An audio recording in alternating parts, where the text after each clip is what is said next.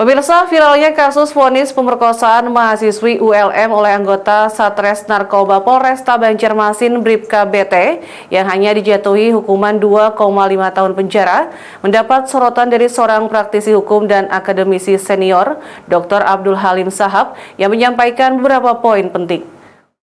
Kasus pemerkosaan oleh seorang oknum polisi terhadap mahasiswi Universitas Lambung Mangkurat terus menjadi perbincangan hangat.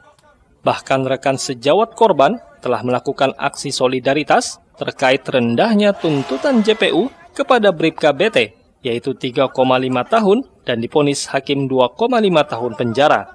Padahal, untuk pidana umum, pelaku dikenakan pasal 286 KUHP dengan ancaman maksimal 9 tahun penjara di Pengadilan Negeri Banjarmasin. Melihat hal ini, praktisi hukum dan juga akademisi di Banjarmasin, Dr. Abdul Halim Sahab, dalam keterangan persnya, Kamis 27 Januari, menilai langkah hukum banding yang dilakukan jaksa dalam perkara perkosaan terhadap mahasiswi yang sedang praktek kerja di Polresta Banjarmasin dinilai kurang tepat.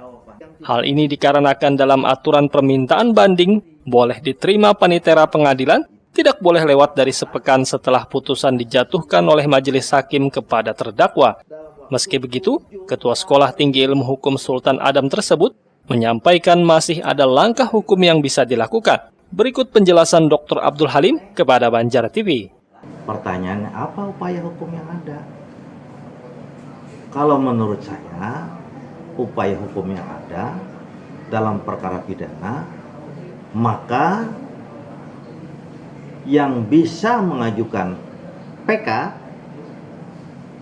terdakwa atau sekarang Jaksa Agung. Ya, Jaksa Agung bisa mengajukan upaya hukum luar biasa, yaitu kasasi demi kepentingan hukum. Ya, ingat, upaya hukum luar biasa ada dua, kasasi demi kepentingan hukum, yang kedua adalah peninjauan kembali. Itu dalam perkara pidana. Tapi sisi lain, menurut pandangan saya, karena perkara ini sudah berkekuatan hukum tetap, ingkrah pantuis, maka korban bisa mengajukan perkara ini ke perdata, ya, sesuai ketentuan pasal 1365 KUH Perdata, bahwa pelaku telah melakukan perbuatan melawan hukum dan korban berhak menuntut ganti rugi, ya, sesuai keadaan yang ada, sesuai kerugian yang diderita.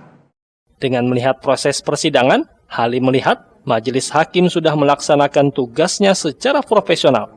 Vonis yang dijatuhkan kepada Bribka BT 2,6 tahun tentu sudah berdasarkan pertimbangan yang komprehensif, baik secara data maupun fakta yang ditemukan dalam persidangan. Namun, ia menyayangkan kenapa jaksa tidak menambahkan tuntutan memberatkan kepada pelaku. Padahal, itu bisa dilakukan dalam penuntutan ditambah sepertiga dari ancaman. Karena yang bersangkutan adalah penegak hukum yang harusnya memberikan contoh baik kepada masyarakat. Namun kenyataannya, dalam pertimbangan hakim, banyak yang meringankan, termasuk pemberian maaf pada pelaku, serta banyak perjanjian yang meringankan. Eko Anggoro, Banjar TV.